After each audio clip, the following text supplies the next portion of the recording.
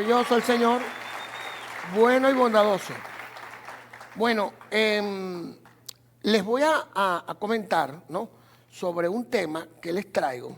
Sé que les va a prestar el tema, porque tiene mucho que ver con el sacrificio, ¿verdad? De hecho, le titulé a la palabra el sacrificio que abre caminos. El sacrificio que abre camino. Pero me voy a explicar, voy a iniciarlo con un texto que acabo de copiar, que por lo general me gusta iniciar con una frase célebre de un hombre que tuvo una connotación en el mundo en algún momento y produjo una palabra, por tanto, pues hoy es conocido. Y en este caso estamos hablando del libertador Simón Bolívar. Este dijo así: para el logro del triunfo, siempre, diga conmigo, siempre, ha sido indispensable pasar por las sendas del sacrificio. Oye, uno de los errores que cometemos, y ni siquiera los cristianos, lo comete todo el planeta, es que vive creyendo, o sea, caminando para evitar los problemas, para evitar las dificultades, para evitar que momentos difíciles vengan. Y resulta que como a veces un problema viene tras de otro, una situación viene tras de otro, nos desmoronamos porque pensamos que Dios no está y resulta que Dios siempre está, en el caso de los cristianos. Entonces, pero es necesario entender, ¿verdad?, que a propósito de esos problemas se genera un sacrificio. O sea, hay que sacrificar. La vida de los exitosos es una vida de sacrificio. Dígale que está a su lado, la vida de los exitosos es una vida de sacrificios. O sea, que es imposible pensar que no puedan haber sacrificios en la vida. Y le digo porque este su servidor tuvo un gran tiempo creyendo, tratando como de, voy a utilizar un término criollo, tratando como de torear los problemas, traer las situaciones. Pero resulta que por un momento, o sea, me sentía mal cuando venían. Y de verdad me daba más temor saber que venían otros. Cuando la vida en sí viene cargada de dificultades, por lo que amerita una fortaleza interna a propósito de los sacrificios para saber que esos problemas, primero como vienen, se van. Segundo, que vienen en los hijos de Dios, vienen con un propósito, vienen por algo. O sea, por algo vienen las dificultades, por algo vienen los problemas. Les aseguro que los que vemos con el cristal o con el prisma espiritual, vamos a encontrar que cada dificultad, cada situación, cada momento que vivimos, al cabo de un tiempo, si lo vemos correctamente, vamos a decir, gracias a Dios, porque esto me enseñó a. ¿Aló? Lo que tú estás viviendo hoy tiene una enseñanza como hijo de Dios al futuro. Basta con que cambiemos nuestra manera de pensar, como en otro momento, en otra hora pensaba, era, wow, yo no quiero tener problemas. No, por eso la Biblia no lo niega. La Biblia dice, en el mundo tendréis aflicciones. Le dice, confía, ten conciencia, yo vencí en tu problema. No dice vencí en tu problema, dice, yo vencí al mundo. Pero entiende que agrupa y recoge todos los problemas que una persona puede hacer. Pero ¿saben por qué sucede eso? Porque muchas veces no estamos preparados para asumir sacrificio. Queremos una vida fácil, queremos una vida, y más en estos tiempos, que el mayor esfuerzo sea como le damos al celular. Ese es el mayor esfuerzo. ¿Ves? O sea, que se le pueda dañar el dígito, que el dedo dígito se le pueda ver una contusión de edad. O sea, y esa no es la vida que produce éxito y crecimiento. Al contrario, nosotros tenemos que prepararnos, y no solamente prepararnos para tener una formación y tener un hábito, sino para preparar a nuestra descendencia. De verdad que hay jóvenes obviamente sacrificados, jóvenes con un propósito, pero la generación como tal, digamos si la vemos en su totalidad, en una inmensa proporción, vienen cargados como una especie de facilismo, sobre todo porque los que vinimos de una vida dura queremos que nuestros hijos estén bien, porque no quieren que pasemos por lo que pasamos. Pues resulta que ellos necesitan atravesar momentos difíciles para poder formarse y estar a la altura del lugar que Dios lo va a colocar. Entonces, vamos al libro de Romanos, capítulo 12, versículo 1. Romanos 12 dice así, 1. Así que, hermano, yo les ruego por las misericordias de Dios que se presenten ustedes mismos como un sacrificio vivo, santo y agradable a Dios. Así es como se debe adorar a Dios. ¡Wow! ¿Cómo es eso? Si conocemos que la manera de adorar es levantar la mano y decirte, alabaré, Dios es grande, aleluya. No, o sea, tu sacrificio en la obra de Dios es una forma de adorarlo, de glorificarlo. O sea, decir, como dice este versículo, que nos presentemos mismos como un sacrificio vivo, santo y agradable. Así es como se debe adorar a Dios. O sea que me están diciendo que esta adoración no es que no sea, sino que a Dios le importa mucho que nosotros sacrificándonos, nosotros haciendo un esfuerzo grande por sus asuntos y teniendo una actitud de campeón, es una manera de adorarlo. O sea que cuando usted se vea desprendiéndose de lo que a usted le gusta, desprendiéndose de lo más difícil, defendiéndose de las cosas que debe hacer, usted lo adora a Dios. Mira que aquí traje traje aquí, voy de nuevo para leer una palabra que me gustó mucho. Por ejemplo, el tiempo, sacrificar el ocio por la obra de Dios. Sacrificar el tiempo libre por qué voy a hacer para Dios y para su obra. Sacrificar la comodidad personal por la extensión del evangelio. Sacrificar el deseo de reconocimiento por la humildad de servir donde nadie ve. O sea, ese sacrificio no porque te ovacionen o porque te digan qué bueno lo estás haciendo, porque tú sabes que lo estás haciendo para Él, eso es una forma de adorar a Dios. Sacrificar el derecho a quejarse o rendirse por la perseverancia de seguir adelante a pesar de los obstáculos. Cuando tú, en medio de las dificultades, tú sigues perseverando, tú sigues creyendo, tú sigues dándole el lugar a Dios, o sea, de alguna manera lo estás adorando. Eso es lo que se conoce como el sacrificio, o sea, que agrada a Dios. El sacrificio agradable a Dios, como lo dice Romanos 1. Dice, así es como se debe adorar. Pero antes dice, sacrificio vivo, santo y agradable a Dios. O sea, nosotros agradamos a Dios no precisamente porque venimos a la iglesia. Agradamos a Dios porque hacemos lo que Él dice que le agrada, que tiene mucho que ver con desprendernos de cosas que queremos para poder glorificar su nombre. Entonces, si nosotros dedicamos tiempo en sus obras, dedicamos tiempo al semejante para ser discípulos, para hacer la obra de Dios, y dedicamos tiempo para ensanchar su reino, obviamente es una adoración a Él. Y yo estoy seguro que le llega como olor fragante. Trae esta frase, me gustó, la estuve escribiendo, dice, anoten allí mis pastores, el verdadero éxito en la obra de Dios no se mide por la ausencia de dificultad, sino por la disposición de vivir un sacrificio continuo y activo, donde la adversidad se convierte en el lugar de mayor manifestación del poder de Dios. En otras palabras, denle un aplauso a esa palabra.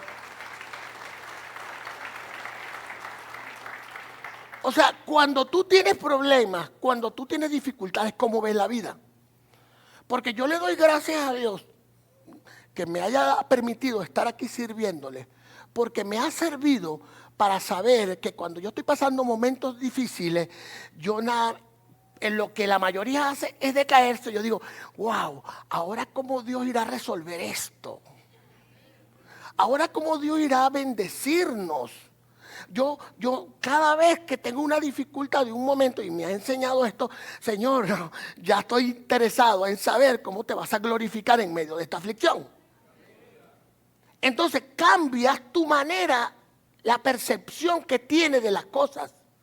Cuando la mayoría de la gente no puede tener un problema porque inmediatamente se cae al suelo, Dios está esperando es que tú le creas a Él para saber que ese problema es un trampolín para un mayor nivel de gloria.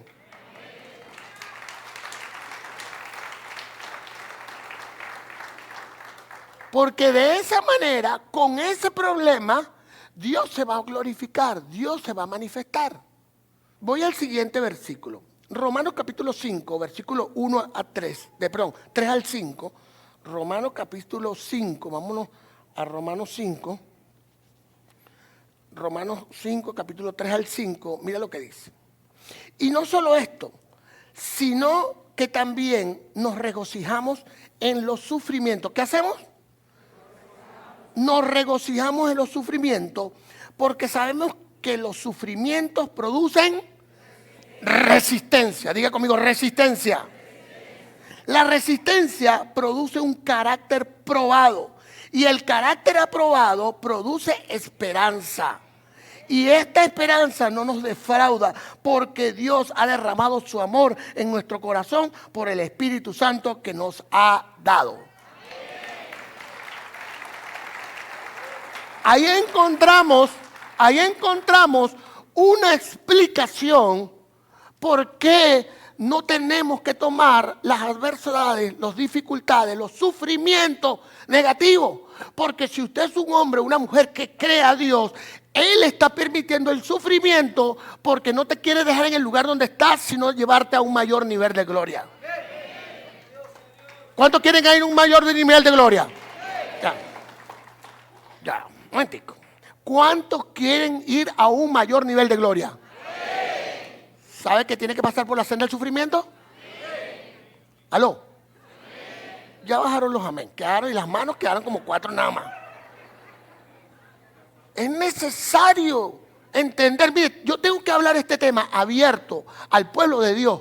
Porque para empezar, ni que estés aquí ni que estés fuera vas a pasar por dificultades. Solo que en Cristo las dificultades o los sufrimientos tienen propósito. Y por lo general o en todos los casos, ese propósito es el crecimiento.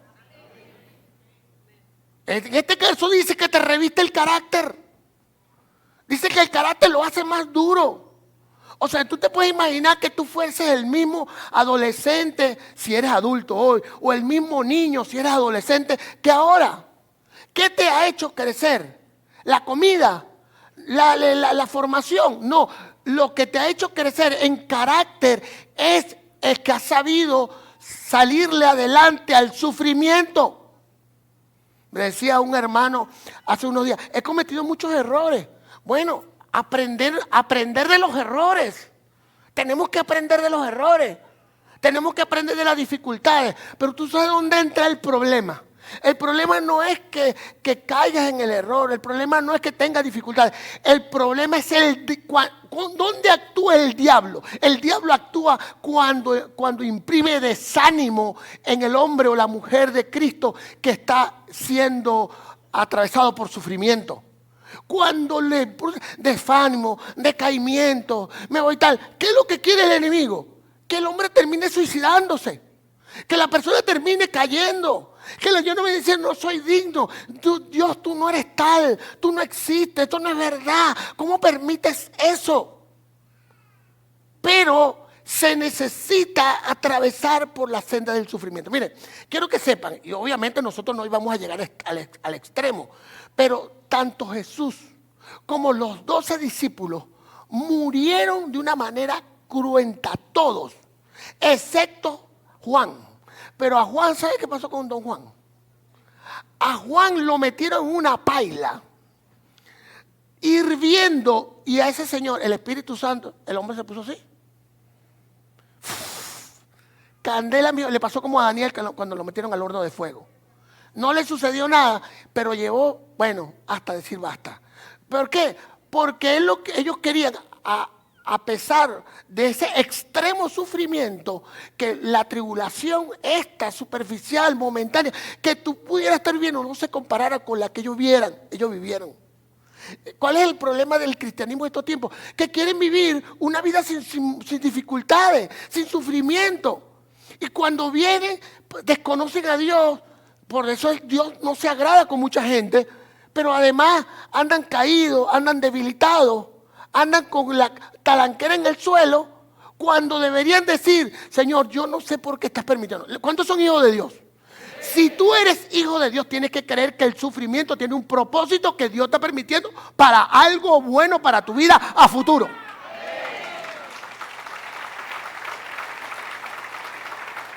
Ahora, ese hijo de Dios tiene que decir: Señor, yo no entiendo.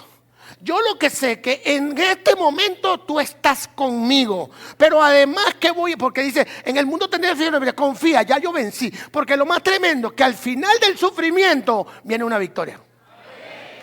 Entonces, los sufrimientos producen pruebas, producen resistencia, perdón.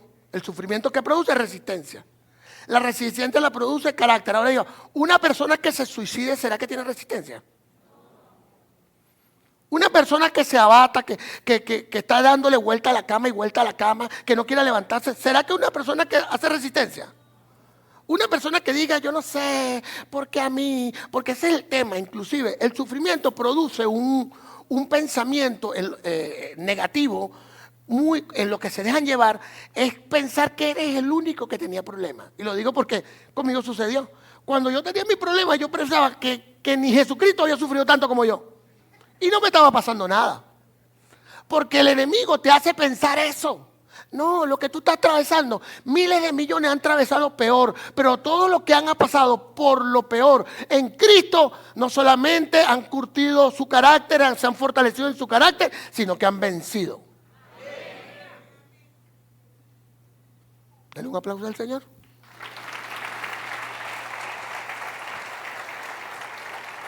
Segunda de Corintios, capítulo 4, versículos 16 y 18 dice: por tanto, no nos desanimemos, y aunque por fuera nos vamos desgastando, o sea, usted se está poniendo viejo, arrugado, ¿verdad? Caído, mientras tanto, porque después se renueva, después que atraviesa el sufrimiento, por dentro nos vamos renovando de día a día. ¿Cuántos arrebatan esa palabra? Porque estos sufrimientos insignificantes y momentáneos producen en nosotros una gloria cada vez más excelsa y eterna. Si tú supieras que por lo que estás atravesando ahora, en metiendo a Dios en la ecuación, si tú supieras que la gloria que viene va a ser más excelsa, verdadera y eterna, ¿cómo tomarías el sufrimiento? ¿Aló? Voy a repetir, si tú supieras que a propósito del sufrimiento que atraviesas, vas a vivir, va a venir luego de ello una gloria más excelsa, verdadera y eterna, ¿cómo tomarías el sufrimiento? Por eso Santiago, con gozo, dice uno, por eso Santiago 1 dice, tomad por sumo gozo cuando atravieses en diversas pruebas. Pero duele, pastor, claro, a mí también. Es más, cuidado si yo, el umbral del dolor mío es mayor que el de ustedes. Solo que yo, a pesar del dolor, sigo adelante. Yo creo que la carne mía, o sea, es más, fue en un tiempo como, ahora no tanto, pero sí, más como débil ante la dificultad. Lo que sí tengo es mucho temor a Dios, de saber que estoy atravesando un sufrimiento y no creer que Él está conmigo. Eso me preocupa. Porque uno sin querer, con sus pensamientos y con sus acciones, incluye a Dios o lo saca de la fórmula. O en este caso lo saca del sufrimiento. Entonces, que nadie crea que esta palabra está de más, porque aquí no hay una sola persona, ni dentro ni fuera de la iglesia, ni en una persona de toda la humanidad que no tenga problemas. Por eso en un tiempo decía yo, oye Dios mío, pero ¿por qué me hiciste nacer del vientre de Aurora? ¿Por qué no me hiciste nacer del vientre de la princesa Isabel de Inglaterra? Hasta que me enteré que yo tenía más problemas que uno. que lo único que tienen es dinero, pero que tienen todos los problemas existenciales. No, yo le doy gracias a Dios de venir del vientre de Aurora.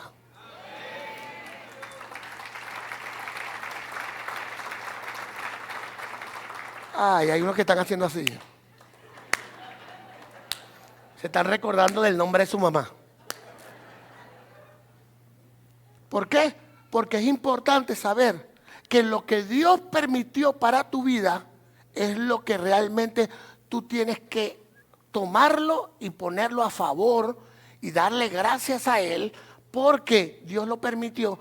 Que si además le cambiara la forma y lo hicieras positivo, ten por seguro que le sacarías un mayor provecho. Oportunidades podrían venir de tu dificultad, de tus momentos duros, podrían venir oportunidades grandes. Si tan solo pensaras hoy qué oportunidad o qué bendición puede traer el problema que estás viviendo, cambiarías de ánimo, mejoraría tu actitud y quedarías a merced de Dios y dirías: Señor, yo sé que este problema no lo voy a atravesar yo, tú me acompañas en el problema. Y Dios dice: amén.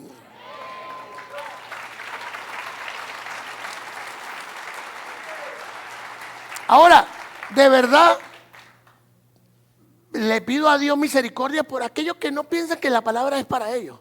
Porque aquí nadie se va a escapar. Por eso la palabra dice: en el mundo tendré aflicciones. O sea, amén. Y en el mundo peor.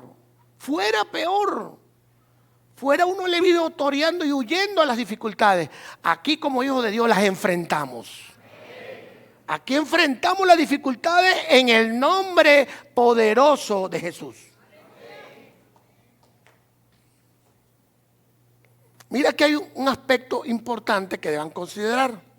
Cuando tenemos un propósito claro en la vida, el sufrimiento pasa a ser insignificante. Cuando tenemos un propósito claro, cuando sabemos exactamente hacia dónde vamos, qué debemos lograr, el sufrimiento no pasa a ser igual. ¿Por qué mucha gente sufre más de la cuenta? Porque no tiene un propósito. Piensa que su vida es poder tener para comer, para poder ir al baño, para poder estar, para poder socializar y para poder ver Instagram.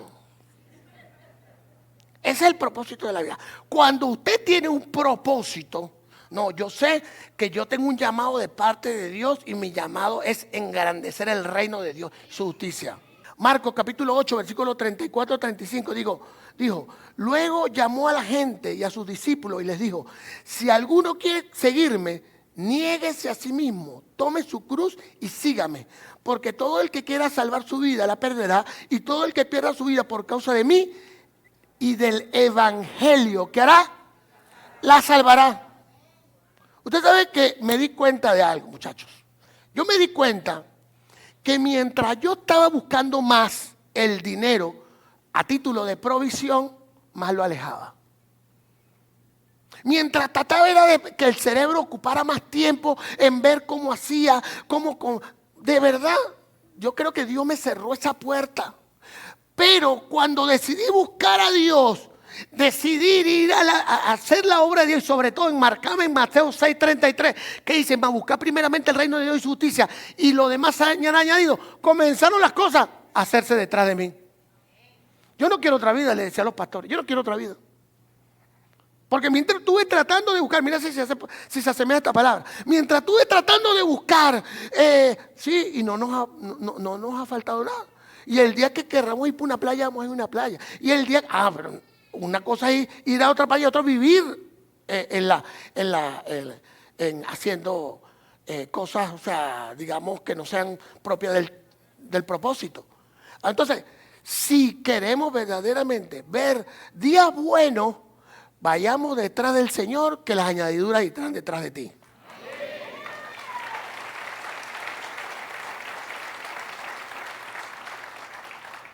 Repito el 35, dice el versículo 35, porque todo el que quiera salvar su vida la perderá. Todo el que busque tratar de buscar, ver cómo está bien, la perderá según la palabra. Y todo el que pierda su vida por causa de mí y del evangelio, la salvará. O sea que esto es no es directamente proporcional, es contrariamente proporcional. O sea, si tú estás contrario, si tú buscas de los asuntos de Dios, a ti las añadiduras te perseguirán. Si buscas los tesoros del mundo, se te alejarán. Y terminamos con el libro de... Terminamos con las 5, con Juan capítulo 12, versículo 24-25. Dice, de cierto les digo, que si el grano de trigo no cae en la tierra y muere, se queda solo. Pero si muere, lleva mucho fruto. El que ama su vida la perderá, pero el que aborrece su vida en este mundo la guardará para la vida eterna. Wow. Esta palabra es poderosa. Déjala allí en el 25. Dice, el que ama su vida la perderá. El que mucho trata de buscar un acomodo para sentirse bien, lo perderá. Dice, el que aborrece su vida en este mundo, cuando habla de aborrecer la vida de este mundo, de los deleites del mundo, de los depraves del mundo, de la holgazanería, de la flojera, de la pereza. Por eso es que hay que aborrecer eso. Entonces, de esa manera es que nos guardaremos para la vida eterna. Y hay un versículo, un pensamiento que me gustó aquí, que construye, dice, los que aman y obedecen a Dios entienden que el dolor de hoy es la gloria de mañana. Vamos a ver. Los que aman y obedecen a Dios deben entender, los que aman y obedecen a Dios entienden que el dolor de hoy es la gloria de mañana. Ahí se las dejo. Por eso, ¿cómo vas a tomar el dolor? ¿Cómo tomas el dolor? ¿Cómo tomas el sufrimiento? ¿Qué pasa por tu cabeza? Vamos a detenernos un momento a pensar. ¿Qué pasa por nuestra cabeza cuando de dolor y sufrimiento se trata? ¿Qué pasa por nuestra mente cuando los días son duros y difíciles? ¿Qué hacemos? Te puedo hacer dos escenarios. Uno, el del mundo, el del decaimiento, el del desánimo, el de por qué a mí, el pato Donald y yo, el hasta cuando otra vez, no salgo de una para meter otra. Y viene una cantidad de quejas que lo que hacen es extender el sufrimiento, extender el dolor y unir un problema con otro. Hay gente que no sale de un problema porque la actitud mental que tiene es completamente contraria. Es debilitamiento, es malestar, es de denigrar. Es de denigrar. Inclusive el denigrar, aunque no mencionemos a Dios, es denigrar de Dios. Es de buscar culpables. Es de buscar a ver quién es el culpable del problema que tengo, del dolor que atravieso, del sufrimiento. Ese es un escenario. El escenario del que tiene propósito en Cristo, el que le da su lugar, es saber, Señor, primero sobre el sufrimiento, a través del sufrimiento voy a ser como el águila, voy a volar sobre la tormenta. Segundo, voy a darle gracias a Dios. La palabra dice, dad gracias a Dios por todo. Tercero, conocer el propósito por el cual atraviesas el sufrimiento. Y decirle, Señor, yo no sé, yo voy a conocer por qué quieres, porque va a revestir de tu carácter. Y cuarto, decir, yo sé que después de este sufrimiento viene una gloria.